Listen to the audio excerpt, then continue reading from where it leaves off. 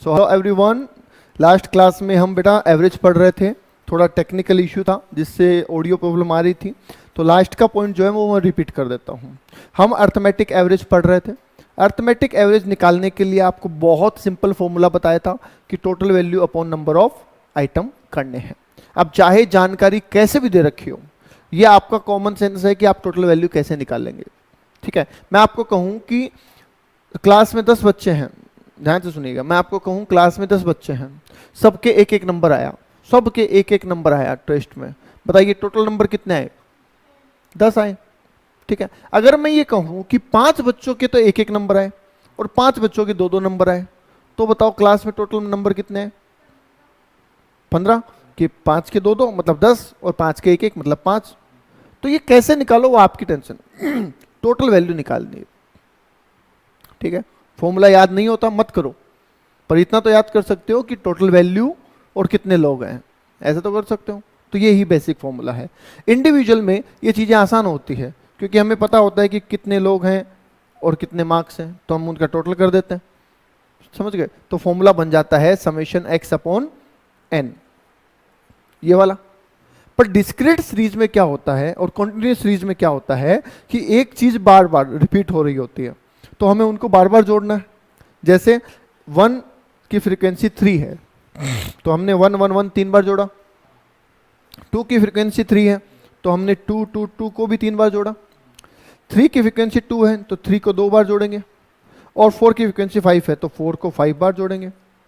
तो चाहे आप ऐसे जोड़ लो, चाहे इनको मल्टीप्लाई करके जोड़ लो, बात तो एक ही है ना। बताओ, तो फॉर्मूला क्या बन जाएगा? Summation f x upon n. हालांकि चीज वही है, total value upon number of item. आगे बात समझ में? ठीक है, तो अब मैं आपको फॉर्मूले लिखवाने जा रहा हूं। कैसे लिखने ध्यान दीजिएगा। देखिए, ये है इंडिविजुअल सीरीज, ये है डिस्क्रीट सीरीज, और ये है कॉन्टिन्यूअस सीरीज। 3 तरीके के क्वेश्चन हो सकते हैं हमारे पास, चौथा तो हो ही नहीं सकता। अब इसमें जो फॉर्मूले होते हैं ना,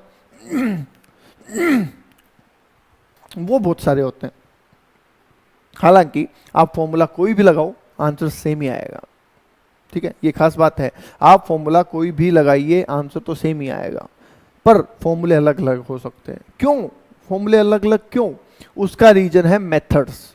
हमारे पास अर्थमेटिक मीन निकालने के, मतलब कि एक्स बार निकालने के 3 मेथड है। ठीक है, अब सर हम ये इतने सारे मेथड क्यों पढ़ रहे हैं, हमारा तो एमसीक्यू पेपर है, राइट? ये भी एक सवाल आता है। पर एमसीक्यू पेपर में मेथड का नाम तो पूछा जा सकता है ना, फॉर्मूला दे के पूछ सकते हैं ये कौन सा मेथड है। तो इसलिए हमें पता होना चाहिए थ्योरेटिकली। हम इनके बहुत बड़े क्वेश्चंस नहीं करेंगे, पर छोटे छोटे पॉइंट्स आपको पता होने चाहिए। पहला मेथड क्या है? Direct method. पहला मेथड क्या है? Direct method. जैसे किसी भी काम को करने के आपके पास 2 मेथड होते हैं, एक डायरेक्ट मेथड और दूसरा शॉर्टकट मेथड। ठीक है, अब आपको कामयाब होना है, बड़ा आदमी बनना है, क्या करोगे? मेहनत करोगे, पढ़ाई करोगे, मेहनत करोगे, है ना? तो ये सीधा तरीका है, इसको क्या बोलते हैं? Direct method. ठीक है, और घोटाला करोगे, है ना, चोरी करोगे, ये क्या हो जाएगा? Shortcut method. कि मैं रातों रात ही हो जाऊं अमीर, है ना, ड्रीम 11 पे टीम पे पैसा लगा दूं, जीत जाऊं और बन जाऊं रातों रात करोड़पति। समझ गए? वो क्या हो जाएगा? शॉर्टकट। तो डायरेक्ट में तो जो हमने पढ़ा, total value divide by number of item. तो देखिए फॉर्मूला क्या बनेगा एक्स बार का? टोटल वैल्यू मतलब समेशन एक्स, और नंबर ऑफ आइटम मतलब एन। ठीक है, डिस्क्रीट में एक फर्क क्या होता है कि एक्स के साथ एफ भी रहता है हमारे पास, तो इसलिए टोटल वैल्यू तब आएगी जब हम एफ और एक्स को मल्टीप्लाई करेंगे। तो पहले मल्टीप्लाई करो फिर टोटल कर दो। अपॉन तो एन रहने ही वाला है, अपॉन में चेंज नहीं होगा, वो तो एन ही रहेगा। ठीक है, अच्छा यहाँ पे आप एन को समेशन एफ भी बोल सकते हैं। फ्रीक्वेंसी का टोटल कर दो, वो भी एन ही है, राइट? कॉन्टिन्यूअस सीरीज में भी सेम फॉर्मूला रहेगा, summation f x upon n. पर यहाँ पे ध्यान रखना है, यहाँ पे एक्स का मतलब होगा मिड वैल्यू से। एक्स का मतलब क्या होगा यहाँ पे? मिड वैल्यू से, क्योंकि फिगर तो एक नहीं होगी, फिगर तो ऐसे होगी 0 से 10। अब सर f को 0 से मल्टीप्लाई करें या 10 से करें? दोनों से कर देंगे तो गड़बड़ हो जाएगा, तो हम इसकी क्या निकाल लेंगे, मिड वैल्यू। 0 + 10/2 कितना आ जाएगा, 5।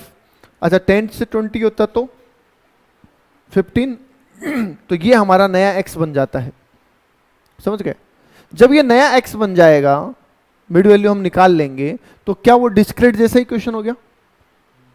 अगर मैं कंटिन्यूअस सीरीज में मिड वैल्यू निकाल लूं तो क्या वो भी डिस्क्रीट जैसा ही क्वेश्चन हो गया?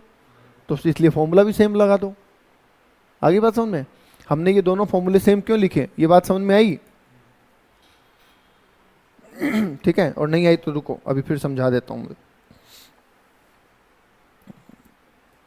देखिए सपोज मुझे इस क्वेश्चन में मीन निकालना है, x 0 से 10, 10 से 20, 20 से 30, 30 से 40, फ्रीक्वेंसी दे रखी है 1 2 3 4। ठीक है, अब आपको कहे मीन निकालो, तो सर मीन निकालने तो हमें क्या चाहिए, टोटल वैल्यू। क्या चाहिए हमें, टोटल वैल्यू। अब टोटल वैल्यू सर पता नहीं, हमें इतना पता है कि 0 से 10 के बीच में आने वाला एक आदमी है, पर वो एक आदमी कितने नंबर पे है, 0 पे है, 1 पे है, 2 पे, 3 पे, 4 पे, 5 पे, 6 पे, 7 पे, 8 पे, 9 पे, ये पता है क्या? नहीं पता। 10 से 20 के बीच में 2 आदमी हैं, पर कहाँ है ये भी नहीं पता, तो कुछ तो सॉल्यूशन करना ही पड़ेगा ना। तो यहाँ पे अजम्पशन ली जाती है कि वो जो पर्सन होगा वो कहाँ होगा, मिड में होगा, तो उसको बोलते हैं मिड वैल्यू या फिर सेंटर वैल्यू। ठीक है, निकालते कैसे हैं, लोअर लिमिट और अपर लिमिट दोनों को जोड़ दो और डिवाइड बाय 2 कर दो। तो 0 + 10 divide by 2 5, 10 + 20 divide by 2 15, 20 + 30 divide by 2 25, 35। बताओ आई बात समझ में? ऐसे क्या निकाल देंगे हम, मिड वैल्यू। जो हम मिड वैल्यू निकालेंगे ये हमारा क्या बन जाएगा, एक तरीके से x बन जाएगा। अब समझना मेरी बात को, क्या इसकी कोई वैल्यू है, नहीं, अब इसकी तो कोई वैल्यू नहीं है। अब हमारे पास क्या बचा, f और x, तो क्या ये डिस्क्रीट जैसा क्वेश्चन नहीं हो गया? तो इसलिए फॉर्मूला भी फिर वही लगना चाहिए। तो आप यहाँ पे fx कर देंगे, दोनों को मल्टीप्लाई कर देंगे और बस वैसा ही निकाल देंगे। आई बात समझ में? यस, तो इसलिए ये चलता है। बताओ डायरेक्ट मेथड्स समझ में आ गए? मैं सिर्फ फॉर्मूले याद करवाने पे यकीन नहीं करता हूँ, मैं फॉर्मूले बनाने पे यकीन करता हूँ ताकि आप भूलें नहीं कभी। बताइए जी, डायरेक्ट मेथड के फॉर्मूले समझ में आ गए, याद हो गए, कोई दिक्कत नहीं है? पक्का? चलो, तो नेक्स्ट जो मेथड है हमारा वो है शॉर्टकट। नेक्स्ट मेथड है शॉर्टकट। अब ये शॉर्टकट क्या है ये भी समझना पड़ेगा। चलो, तो इसको भी मैं एक एग्जांपल से समझाता हूं, फिर इसके फॉर्मूले लिखवाता हूं आपको।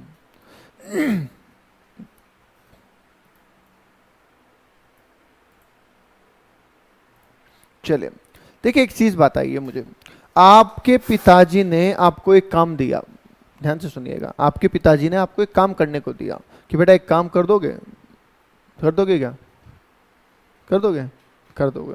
क्या काम है? बोले देखो ये बॉक्स है तुम्हारे सामने, ठीक है, ये तुम्हारे सामने 4 बॉक्स है, इन बॉक्स का वजन करो। ठीक है, क्या करना है, उन बॉक्स का वेट करना है और वेट करके इनका एवरेज करके देना है। बताओ कर दोगे? कर देंगे। अब 2 तरीके हैं, एक तो सीधा तरीका, अगर आप मेहनत करने वाले हो तो सीधा तरीका कर दोगे, ठीक है, पर अगर आलसी हुए तो शॉर्टकट। ठीक है, तो अब पहला सीधा तरीका सुनिए। सीधा तरीका आपने लगाया, आपने वजन किया, वाकई में वजन किया, आपने दिखा कि ये 100 किलो है, ठीक है, ये 98 kg है, ये 102 kg है और ये 110 kg है। आपने वजन किया।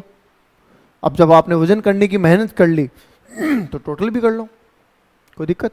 चलो जी, टोटल कर लिया आपने, 100 तो 100, 300, 400, 410 आ रहा है। अब ये 410 कितने आइटम का टोटल है? 4 का, तो आपने डिवाइड बाय 4 कर दिया, तो आंसर आ गया 102.5। बताओ समझ में आ गई बात? तो ये तो हमने कौन सा मेथड लगाया है बता सकते हो? डायरेक्ट मेथड लगाया है। कौन सा लगाया है? Direct method. समझ गए? अब शॉर्टकट सुनो। इसी एग्जांपल में पिताजी ने कहा कि बेटा एक बार इसका एक काम करोगे? बोला हाँ बोलो। बोले इसका है ना वजन करके एवरेज निकाल के बता दो। अब आपने कहा मेहनत कौन करेगा, ये ऐसे ही बता दे, तुक्का मार देते हैं। आपने तुक्का मार दिया, बोले 100 है, एवरेज 100 है। आपने क्या कर दिया? तुक्का मार दिया कि एवरेज 100 है। बोलो कौन चेक करने वाला है? 100 है 100। ठीक है। अब पिताजी आगे बोलो मैं चेक करूंगा। तो उधर इन्होंने लिख लिया कि तुमने क्या बताया? 100 है ना, तो तुम्हारा एवरेज है 100। तो उन्होंने कहा मैं मान लेता हूं कि तुम्हारा एवरेज क्या है? 100 है, तुमने बताया 100 है। बोलो आई बात सुनो, क्योंकि तुमने 100 बोला तो मैं मान लेता हूँ एवरेज 100 है, पर मैं चेक करना चाहता हूँ। अच्छा, चेक करने का एक तरीका होता है एवरेज को, पता है? एवरेज को चेक करने का एक तरीका होता है बहुत आसान। अच्छा, ये एग्जाम में आता भी है ये तरीका। क्या है? सुनिएगा। हम सब लोगों को बराबर बराबर पैसे इकट्ठे करने हैं। ठीक है, मान लीजिए 3 लोग हैं, 1 2 3। ठीक है, हमको पैसे इकट्ठे करने हैं बराबर बराबर। ठीक है, हमने कहा कि देखो 100 रुपए सब इकट्ठे कर लेते हैं तो कितने हो जाएंगे? 300 हो जाएंगे। पर एक बंदा कहता मेरे पास कम है, बोलो कोई बात नहीं। दूसरा कहता मेरे पास ज्यादा है, तो एक कम दे देगा, एक ज्यादा दे देगा, पर अल्टीमेटली टोटल तो 300 होना चाहिए ना। अगर वो होता है इसका मतलब सही है। या फिर यूं कहें कि जिसने कम दिए, जितने कम दिए दूसरे ने उतने ही ज्यादा दिए, ऐसा भी बोल सकता हूं। समझ रहे हो? तो डिफरेंस क्या होना चाहिए? 0 होना चाहिए। समझ गए? कैसे? समझो। पिताजी ने कहा कि चलो मैं देखता हूं, तो उन्होंने वजन करवाया अपने सामने। पहले बॉक्स का वजन आया 100 kg, दूसरे का 98, तीसरे का 102 और चौथे का 110। अब उन्होंने कहा कि देखो पहले ने तुमने बताया 100 और पहले का भी है 100, इसका मतलब कोई डिफरेंस नहीं है, 0 डिफरेंस है। पहले में दूसरे में वजन है 98 kg और तुमने एवरेज बताया 100, तो यहां तो 100 ही लिखूंगा। तो इसका मतलब दूसरे बॉक्स में 2 किलो कम है, तो -2 kg। तीसरे में तुमने तो एवरेज 100 ही बताया है, पर तीसरे का वाकई में है 102, तो मतलब यहाँ पे +2 kg है। तो यहां तक तो तुम्हारा सही है, क्योंकि जितना प्लस है उतना ही माइनस है, ये डिफरेंस 0 हो जाना चाहिए। समझ पा रहे हो? एक जने ने 2 रुपए ज्यादा दिए, एक जने ने 2 रुपए कम दिए, तो हिसाब बराबर हो गया ना, इसका मतलब सही है तुम्हारा आंसर। पर तीसरी जगह गड़बड़ हो गई कि तुमने एवरेज बताया 100, पर यहां तो 10 किलो ज्यादा हो रहा है। समझ पा रहे हैं? तो ये जो डिफरेंस आपने निकाला है हर एक आइटम का, इसको जोड़ दो, प्लस प्लस प्लस। अगर ये डिफरेंस 0 है, इसका मतलब तुम्हारा आंसर सही है, तुमने जो तुक्का मारा वो सही बैठ गया। बट अगर ये 0 नहीं है, इसका मतलब तुम्हारा जवाब सही नहीं है। करके देखो एक बार डिफरेंस का टोटल, -2 +2 और +10, क्या आंसर 10 आ रहा है? टोटल किसका? टोटल डिफरेंस का टोटल 10 आ रहा है। ठीक है, अब सर डिफरेंस आ रहा है, इसका मतलब तुम्हारा जवाब सही नहीं है। ठीक है। अच्छा, ये डिफरेंस एक आइटम का है या 4 आइटम का है? चारों का मिला के है ना, टोटल चारों का है ना, तो एक का डिफरेंस कितना है? अगर मैं डिवाइड बाई 4 करूं तो मिल जाएगा मेरे को। तो ये जो डेविएशन है ये तो 4 चीजों का है ना, तो अगर मैं चारों को डिवाइड बाई 4 कर दूं, इसको टोटल को, तो एक का निकल के आ जाएगा। अच्छा, अगर ये डिफरेंस पॉजिटिव है तब तो मैं एज्यूम मिन में इसको जोड़ दूं, और नेगेटिव है तो घटा दूं, कि तुमने जो बताया उसमें डिफरेंस आ रहा है, उसमें अगर मैं ये 2.5 जोड़ता हूं तो आंसर आएगा 102.5, जो किस एक्चुअल मीन होगा। बताओ, पहले और इस दूसरे में जवाब सही आ रहा है? पहले में भी 102.5 था और दूसरे में भी 102.5 है, पर ये मेथड कौन सा है? ये शॉर्टकट मेथड है। तो क्या ये प्रूव हो गया कि दोनों मेथड से आंसर सेम आएगा? अब फॉर्मूला बनाते हैं। चलो फॉर्मूला बनाते हैं। जो एक्चुअल फिगर है इन्हें मैं x बोलूं तो चलेगा? चलेगा ना? जो मैंने अज्यूम मीन निकाला उसको a बोलूं तो चलेगा? ठीक है। और जो मैंने डिफरेंस निकाला उसको x - a करके निकाला है ना, तो x minus a equals to d x कर दो तो चलेगा? देखो स्टेप बाय स्टेप स्टोरी है ये, पूरी स्टोरी सुनते ही काम खत्म। एक्चुअल वैल्यू क्या थी? x, अज्यूम क्या दिया? a, x माइनस ए किया तो क्या निकल के आया? डिफरेंस ऑफ x, और लास्ट में हमने क्या किया? इस डिफरेंस ऑफ x का टोटल किया।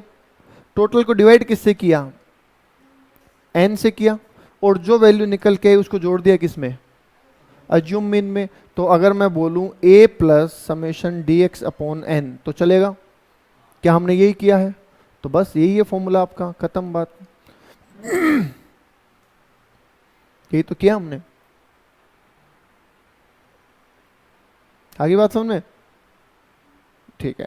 अच्छा, ये जो बॉक्स है 98 kg वाला, अगर ऐसे 2 बॉक्स होते, ऐसा 1 बॉक्स होता, ऐसे 3 बॉक्स होते और ऐसे 4 बॉक्स होते, तो क्या ये डिफरेंस भी मल्टीप्लाई होता? होता ना। 1 बॉक्स पे 2 रुपए का डिफरेंस, तो 2 बॉक्स पे 4 रुपए का डिफरेंस आता। समझ गए? तो डिस्क्रीट सीरीज में फॉर्मूला क्या बन जाएगा? a plus summation f d x upon n. आगे बात समझ में? तो चलिए हमारी टेबल में आते हैं, और अब इसमें शॉर्टकट के फॉर्मूले पुट कर रहे हैं। यहाँ पे शॉर्टकट का फॉर्मूला हो जाएगा a plus summation D x upon n, क्योंकि f तो है ही नहीं। यहाँ पे फॉर्मूला क्या हो जाएगा? a plus summation f d x upon n, right. और यहाँ पे भी फॉर्मूला सेम ही रहता है, तो a plus summation f d x upon n, simple. और a मतलब क्या? अज्यूम मीन, ठीक है।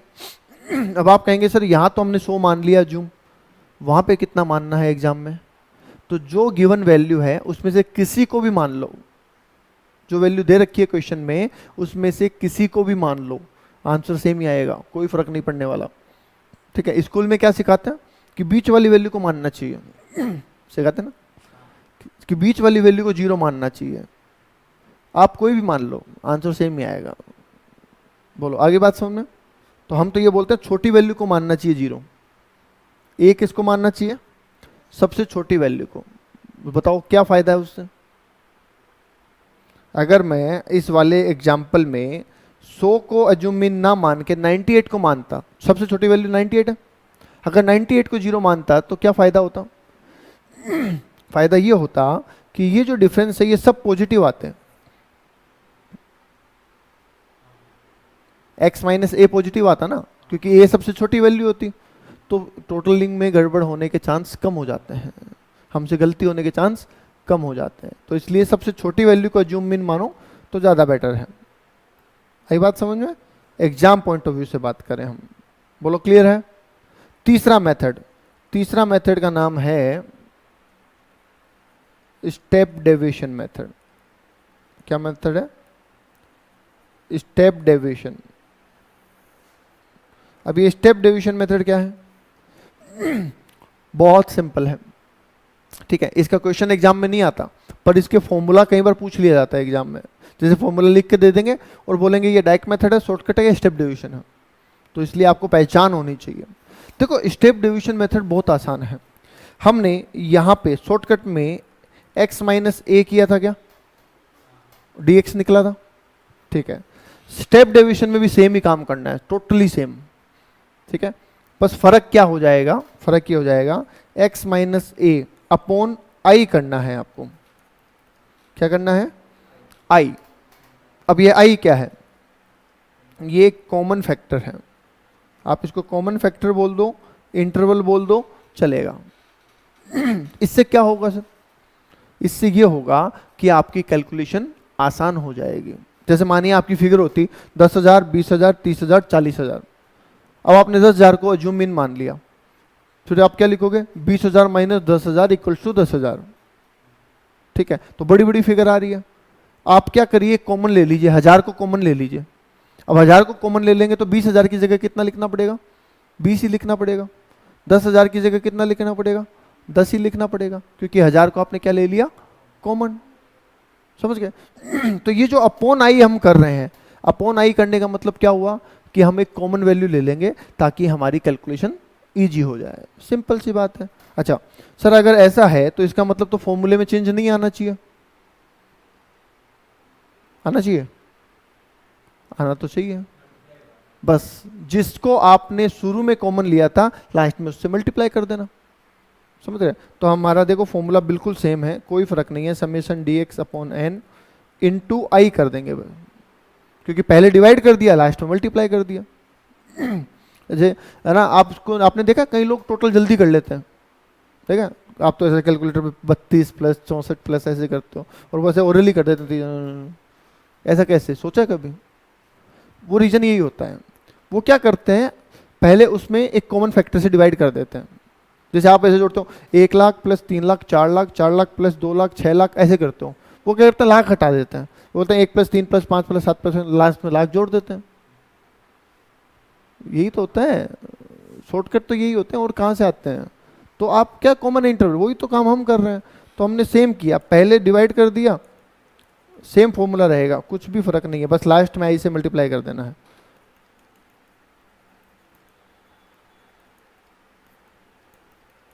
ओके, आगे बात समझे? अब देखो यहां पे भी हमने dx लिखा और यहां पे भी dx लिखा, तो ये से तो हम कंफ्यूज हो जाएंगे कि कौन सा dx है। तो इसको dx लिखेंगे, इसको dx डैश लिखेंगे, एक यहाँ पे डैश लगा देंगे, ताकि हमें एक पहचान हो जाए कि हमने स्टेप डिवीजन मेथड लगाया है। बोलो आई बात समझ में? इसलिए मैंने हर फॉर्मूले में डैश लगाया है, देख रहे हैं आपको? बोलो बात समझ में आ गई? ये लो जी, ये है आपके मीन के फॉर्मूले, समझ में आ गया? और कोई भी फॉर्मूला लगाइए, 9 फॉर्मूले हमारे पास, 1 2 3 4 5 6 7 8 9, 9 में से कोई भी फॉर्मूला लगा दीजिए जो भी एप्लीकेबल होता है, आंसर सेम ही रहेगा, आंसर विल बी सेम, ठीक है? अच्छा, एक एमसीक्यू आता है एग्जाम में कि सर अर्थमेटिक मीन भी आपके पास है ना, हार्मोनिक मीन भी आपके पास, और ज्योमेट्रिक मीन भी आपके पास, राइट? तो 3 क्यों है, एक क्यों नहीं है? तो सुनिए, अर्थमेटिक मीन जो होता है ना, वो सिंपल एवरेज, जैसे कि आपको वेट का एवरेज करना हो, हाइट का एवरेज करना हो, ठीक है, इन सब के एवरेज करने के लिए क्या काम आता है? मार्क्स का एवरेज करना हो तो अर्थमेटिक मीन काम आता है, ठीक है? पर अगर अपन स्पीड का एवरेज करना चाहें तो अर्थमेटिक मीन काम नहीं आता, फिर हार्मोनिक मीन काम आएगा, समझ गए? क्यों आएगा उसका रीजन जब हार्मोनिक मीन पढ़ाऊंगा तब बताऊंगा, ठीक है? यहां पे ये समझ में आ गया? इसमें कोई डाउट है तो बोलिए।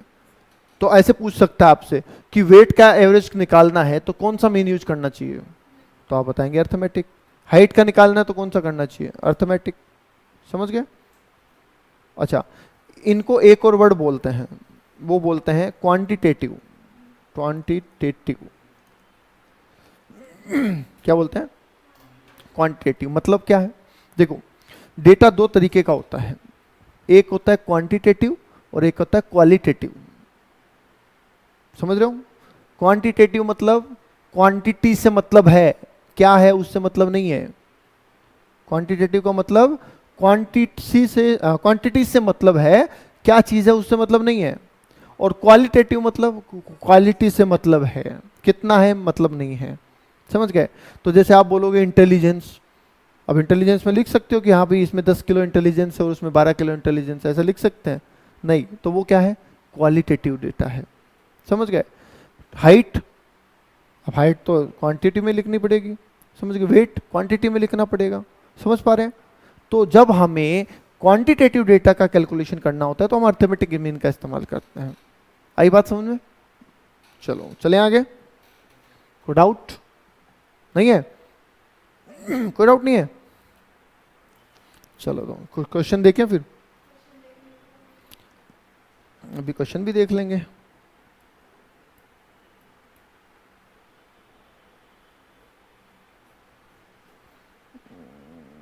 चले, देखो अब मैं आपको यहाँ पे बता दूं क्वेश्चन करने का तरीका क्या होना चाहिए, ठीक है?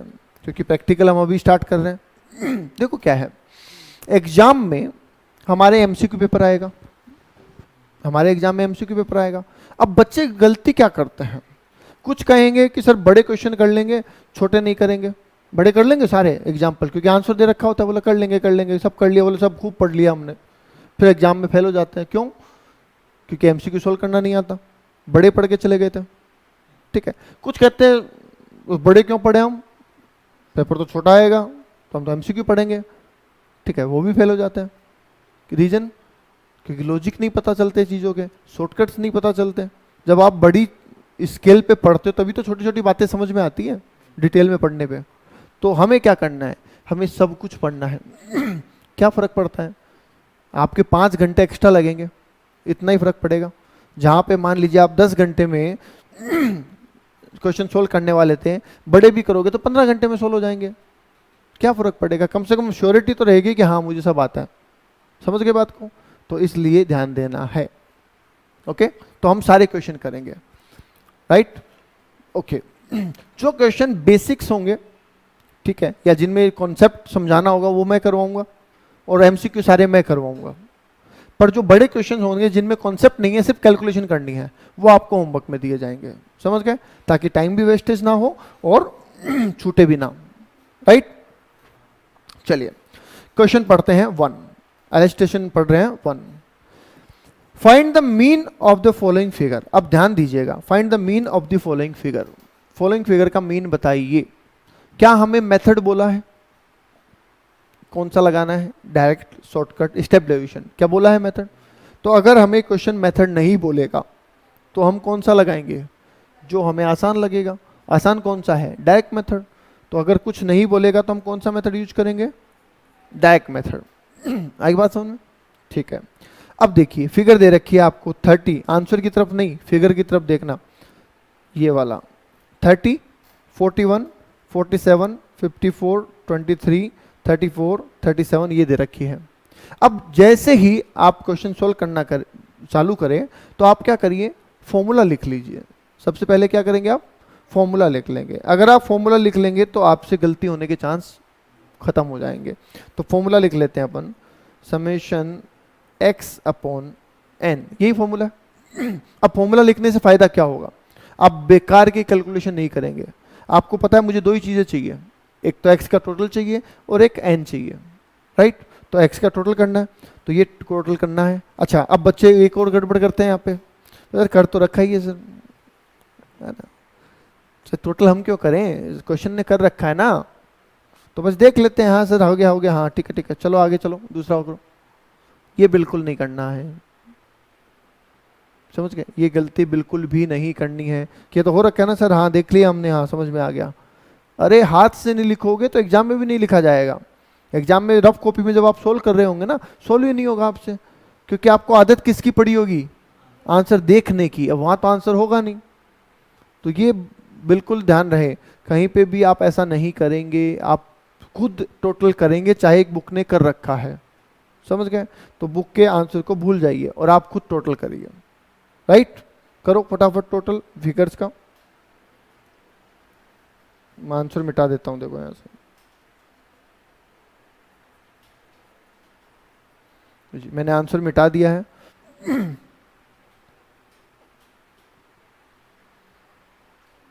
एक्स का टोटल करिए।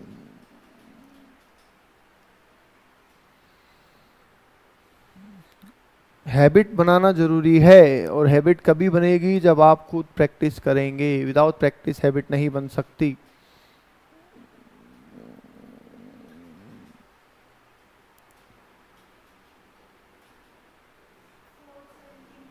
Four 417, right. ओके, एन कितना है, कितने नंबर ऑफ आइटम है, काउंट कीजिए।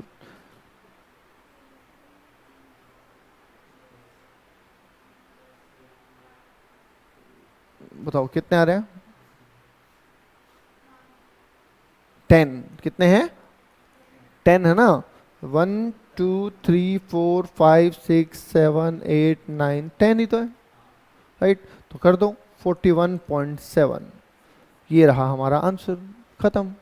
बताइए कहाँ दिक्कत है, दिक्कत है तो पूछ लो भाई, नहीं है पक्का।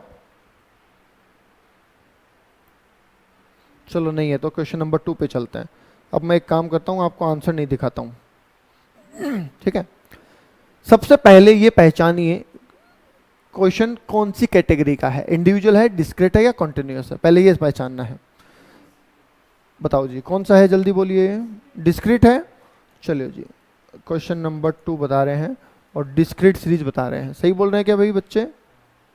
ठीक है, डिस्क्रीट सीरीज है। अब डिस्क्रीट सीरीज है तो पूछा क्या है, calculate arithmetic mean. Arithmetic mean निकाल सकते हो?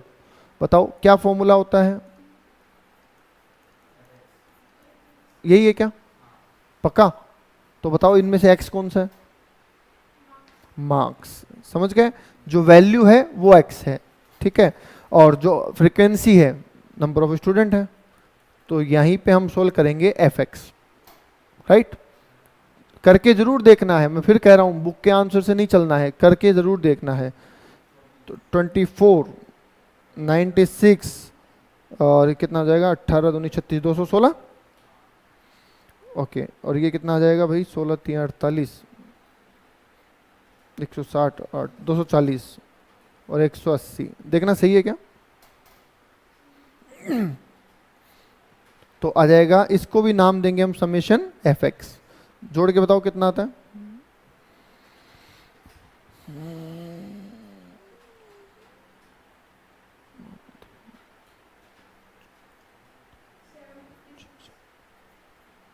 $756, राइट।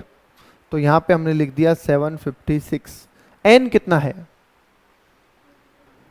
यहां पे ध्यान दीजिएगा, समेशन एफ जो होता है वो एन होता है। गलती क्या कर दोगे, 1 2 3 4 5, ऐसा नहीं करना है। फ्रीक्वेंसी का टोटल ही एन होता है डिस्क्रीट और कंटिन्यूअस सीरीज में। कितना आ रहा है? 60। चेक कर लो।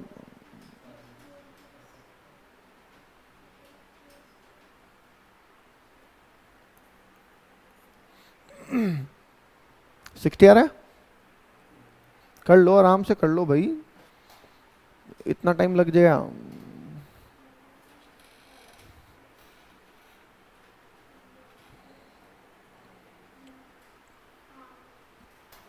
तो करो, 756 डिवाइड बाई 60।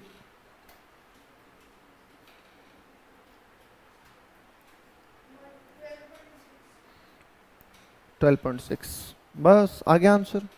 मैच करें, चेक करें, करो सर करो। ये लीजिए 12.6 करेक्ट है। बताओ इससे इजी हो सकता है कुछ? नहीं हो सकता। चलो तो क्वेश्चन नंबर 3 पढ़ते हैं अब। Question number 3, use direct. देखो खुद ही बोल दिया इसने डायरेक्ट मेथड लगाओ, नहीं बोलता तो भी लगाते हम तो, ठीक है। अच्छा, एग्जाम में जब एमसीक्यू पैटर्न है ना, तब तो हम एग्जामिनर की बात माने, ये भी जरूरी नहीं है। एग्जामिनर कहे शॉर्टकट लगाओ, अपने डायरेक्ट लगा दो। क्यों? क्योंकि हमें पता है आंसर तो सेम आता है। समझ गए? तो हर जगह मुंडी ऐसे हिलाना जरूरी नहीं है, समझ गए? सुनिए, तो डायरेक्ट मेथड से पूछा है, और क्या पूछा है? मीन पूछा है। सीरीज कौन सी है? इंडिविजुअल है, डिस्क्रीट है, या कॉन्टिन्यूस है? कंटिन्यूअस है। और सर कंटिन्यूअस है तो फॉर्मूला क्या है? सर फॉर्मूला तो सेम ही तो होता है, एफ एक्स अपॉन एन। अब दिक्कत ये है कि ये तो है एक्स, सही है, ये है एफ, ये भी ठीक है, पर सर मल्टीप्लाई कैसे करें? मल्टीप्लाई कैसे करें? यस, मिड वैल्यू निकालेंगे सर। ठीक है, और जो मिड वैल्यू निकालेंगे वो हमारा नया एक्स होगा। तो lower limit plus upper limit divide by 2। 10 plus 20 upon 2, 15, 25, 35, 45, 55, 65। बताइए जी, सही है? एक्स आ गया नया, तो आप एफ एक्स कर दो, किसका इंतजार है? पहला 15 इंटू 4 60, 7 इंटू 25 175। चेक करो एक बार, और ये आ जाएगा 300, 570 आ रहा है क्या, देखना एक बार। 560, ठीक है। 560 आ रहा है। नेक्स्ट तो 900 आ ही जाएगा, ठीक है, इसको कर दीजिए।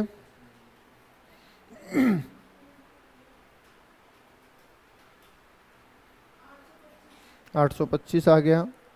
एंड लास्ट 520, सही है, ठीक है। टोटल करो, मैं ये एक मिटा के लिख देता हूँ, 560 है, गलती मत कर देना। हाँ चलिए, समेशन एफ एक्स चाहिए, टोटल कीजिए एफ एक्स कितना आ रहा है।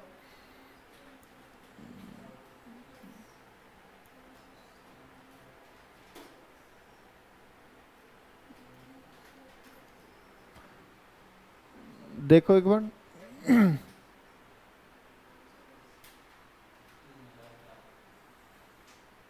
3040 आ रहा है। अच्छा मैंने गलती कर दी, मतलब ठीक है 3040 सही है ना। चलो तो 3040 लिख दो भाई। बोलो जी एन कितना है, फ्रीक्वेंसी का टोटल बताइए।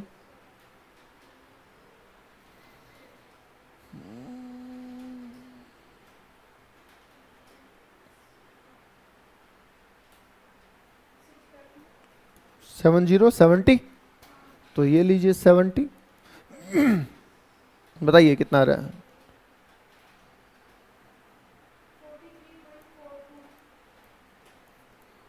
43.42 बता रहे हैं भाई, सही है। चेक करें, चेक करूं। 43.42 ठीक है, 43, वो आपने आगे 89 होगा कुछ। बोलो बात समझ में आ गई, कोई डाउट है तो बोलिए। पक्का। ये क्वेश्चन 2016 सिलेबस में ना एक्सरसाइज में थे, तो इनको उठा के किस में डाल दिया, इलस्ट्रेशन में डाल दिया। ठीक है, ये सारे क्वेश्चन एक्सरसाइज में थे। बोलो क्लियर है। ये था आपका अर्थमेटिक मीन। यहां तक कोई डाउट है तो बोलिए पहले, नहीं है तो चले आगे। ठीक है, अब एक छोटा सा कॉन्सेप्ट और सुनिए ताकि अर्थमेटिक मीन हमारा कंप्लीट होए। ठीक है, आपने अकाउंट्स में एक चैप्टर पढ़ा होगा, 11th 12th में आता होगा आई थिंक आपके, रेक्टिफिकेशन ऑफ एरर। पढ़ा है क्या, पढ़ा है अकाउंट्स में। ट्रायल बैलेंस में अगर मैच नहीं हो रहा है तो क्या दिक्कत हो सकती है, उसमें omission error, commission error, transition error कहीं थी ना ऐसी। ठीक है, अब मुझे एक बात बताइए, गलती सुधारने का तरीका क्या है। कि जैसे आप कोई सामान लेने गए मार्केट, ध्यान से सुनिएगा, आप सामान लेने गए, ठीक है, लाना था गेहूं, ठीक है, ले आए चावल। तरीका क्या है, चावल वापस दे आओ, गेहूं ले आओ, यही तरीका है। ठीक है, किसी से को पैसे दे के आने थे, ठीक है, मम्मी ने कहा कि जाओ पापा से 100 रुपए, पापा को ये 100 रुपए दे के आओ, आप 100 रुपए लेके आ गए, तो अब क्या होगा, डबल दे के आ जाओ, हिसाब बराबर हो जाएगा। ऐसे ही होता ना। तो ऐसे ही मुझे बताओ, जैसे अभी अपन ये मीन निकाल रहे हैं और मीन में अपने से गलती हो जाए। गलती कैसे हो जाए, कि हमें कोई नंबर जोड़ना था और हमने वो नंबर 2 बार जोड़ दिया, तो क्या हमारा मीन भी गलत हो जाएगा, हो जाएगा ना। तो अब सही करने के लिए क्या करें, उस नंबर को माइनस करके वापस मीन निकाल दें, यही तरीका है। अच्छा मान लो हम मीन निकाल रहे थे, अब मीन में आपको क्या बताया फॉर्मूला, कि total value upon number of item. हमने एक जगह पे 5 जोड़ना था, पर कैलकुलेटर में गलती से 55 जुड़ गया। पॉसिबल है ऐसी गलती, राइट। क्या उससे नंबर ऑफ आइटम बदल जाएंगे, नहीं, नंबर ऑफ आइटम तो उतने ही रहेंगे ना, पर टोटल बदल जाएगा। तो अब क्या करें, नंबर तो उतने ही रहने दें, टोटल को कम कर दें। कितने से, कि सर जुड़ना तो चाहिए था 5, जुड़ गया 55, तो 55 तो हटा दें और 5 जोड़ दें, राइट। तो बस उसी कॉन्सेप्ट को बोलते हैं यहां पे हम करेक्ट मीन। क्या बोलते हैं, करेक्ट मीन, जिसमें हमें मीन देगा, क्वेश्चन क्या देगा, मीन निकाल के देगा और बोलेगा कि ये गलती हो गई थी, सुधार के दो, सुधार देंगे हम। जब आपको सीधी कैलकुलेशन आती है तो रिवर्स भी कर देंगे, कहाँ दिक्कत है, बोलो कोई दिक्कत है। इसका सर कोई फॉर्मूला, इसका दिमाग में लॉजिकल फॉर्मूला होना चाहिए, वैसे इसका कोई फॉर्मूला नहीं है। ठीक है, कैसे आइए देखते हैं। मैं चाह रहा हूं आपको आंसर ना दिखे। ठीक है, अभी क्वेश्चन दिख रहा है आपको, फोर्थ क्वेश्चन विजिबल है। चलो देखते हैं क्या है। फोर्थ क्वेश्चन कह रहा है सर कि एक्स बार है, एक्स बार मतलब मीन ऑफ 20 टर्म्स, ध्यान से सुनना, मीन ऑफ 20 टर्म्स एक मिनट, मैं थोड़ी जगह कर लेता हूँ। हाँ जी, मैं यहाँ पे सोल्व करवा रहा हूँ, आपको ध्यान दीजिएगा। Illustration 4, mean of 20 terms was found to be 35। अब इसका मतलब निकालना बहुत जरूरी है। बताइए 20 क्या है? लैंग्वेज पढ़नी बहुत जरूरी है, वरना क्वेश्चन ही गलत पढ़ दोगे तो आंसर तो गलत होना ही होना है। जोड़ लो, सोच लो, बता दो 20 क्या है? 20 एन है, क्योंकि क्या लिखा है? 20 टर्म्स। टर्म्स का मतलब क्या हुआ? 20 नंबर, 20 लोग, ठीक है। तो एन क्या हो गया? 20। वॉज फाउंड टू बी मतलब मीन टू बी, ये ना mean was found to be, तो मीन कितना है? 35 है। समझ रहे हैं क्वेश्चन को पढ़ना कितना जरूरी है? तो इस पहली लाइन से क्या समझ में आया कि एन तो 20 है और मीन 35 है। Okay, but afterwards it was detected, बाद में ये पता चला कि दो टर्म जो कि कितने थे? 42 और 34 थे, वर मिसरीड एज, ये लैंग्वेज जरूर ध्यान रखिएगा, मिसरीड एज 46 एंड 39। आपको सही मीन निकाल के देना है। अब हमें क्वेश्चन की जरूरत नहीं है। अब सुनिए, क्या आप मुझे बता सकते हैं कि सही टर्म कौन से हैं, ये या फिर ये? सही कौन से हैं? दोबारा पढ़ लो चाहो क्वेश्चन को, लो क्वेश्चन दोबारा पढ़ लो। बाद में पता चला कि दो टर्म 42 और 34 वर मिसरीड एज, पढ़ लिए गए एज 46 एंड 39। इसका मतलब करेक्ट क्या है? 42 34। और हमने क्या पढ़ लिए? ये समझना तो जरूरी है, वरना गलत चीज को जोड़ दोगे, सही को घटा दोगे, गड़बड़ हो जाएगा। बताओ, अब क्वेश्चन आपके सामने है, एन दे रखा है, एक्स बार दे रखा है, सही वैल्यू दे रखी है और गलत वैल्यू दे रखी है, दैट्स इट। ठीक है, अब इसको करेंगे कैसे? ठीक है, इसको सुधारने के लिए सबसे पहले वो आइटम निकालो जहां पे गड़बड़ हुई है। बताओ कहां हुई है गड़बड़? क्या एन लिखने में गड़बड़ हुई है? बताओ, क्या एन में गड़बड़ है? क्या नंबर ऑफ आइटम 20 नहीं है ना गड़बड़? वो तो 20 रहेंगे सर, चाहे 42 34 बोलो, चाहे 46 चाहे 39 बोलो, आंसर नंबर तो उतने ही रहेंगे। तो सर मीन में हमें टोटल 3 ही चीजें तो होती है हमारे पास, फॉर्मूले में 3 ही चीजें, जिसमें से एन में गड़बड़ है नहीं, तो गड़बड़ कहाँ है? ऑब्वियस सी बात है, किसमें गड़बड़ है? टोटल एन में, टोटल समेशन एक्स में गड़बड़ है। तो समेशन एक्स है कितना? तो देखो, एक्स बार की जगह एक्स बार लिख देता हूँ, समेशन एक्स की जगह समेशन एक्स लिख देता हूँ, और एन की जगह एन लिख देता हूँ। तो क्या समेशन एक्स की वैल्यू निकल के आ जाएगी? बताओ। अब मुझे ये समझ में आ रहा है कि ये जो 700 टोटल है ये गलत है। क्या मैं सही बोल रहा हूँ? क्वेश्चन को देख के ये समझ में आ रहा है कि इन्होंने जो ये 700 टोटल लगाया ये गलत है। बोलो यही है? तो इसको सही करो, करेक्ट समेशन एक्स। 700 में क्या जुड़ना चाहिए था? 42 और 34 जुड़ना चाहिए था, तो मैं जोड़ दूं इसमें, ऐसे ब्रैकेट में डाल के जोड़ देता हूं। आप कैसे भी लिख दो, कोई टेंशन नहीं है, वो आपकी मर्जी, आप जैसे लिखना चाहो। तो मैंने 700 में 42 और 34 जोड़ दिए, और जो नहीं जुड़ने चाहिए थे उनको घटाएं, तो लेस कर देता हूं 46 प्लस 39, दोनों को मिला के लेस करना है, इसलिए ब्रैकेट के बाहर माइनस लिखा है। तो बताना एक बार, 700 में कितना जोड़ूं? 40 70 76, और माइनस कितना करूं? 40 70। चेक करना एक बार सही है क्या, कहीं टोटल तो गड़बड़ नहीं है मेरा।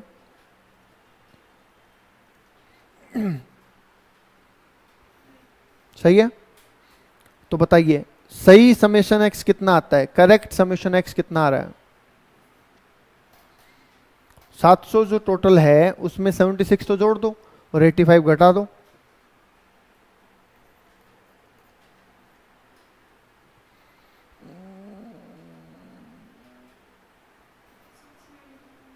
$691,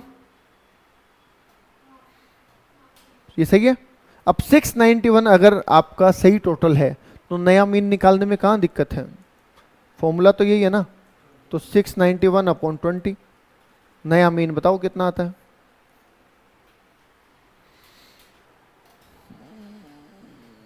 कितना? 34.55। सही है, लाओ चेक कराओ।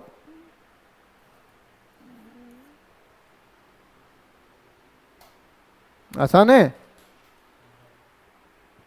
चलिए बताओ जी, यहां तक कोई डाउट है तो बोलिए, यहां तक कोई डाउट है तो बोलिए। नहीं है? एक क्वेश्चन आपको होमवर्क देता हूं, छोटा सा ही है, अगर इसमें है तो देख लेते हैं एक बार।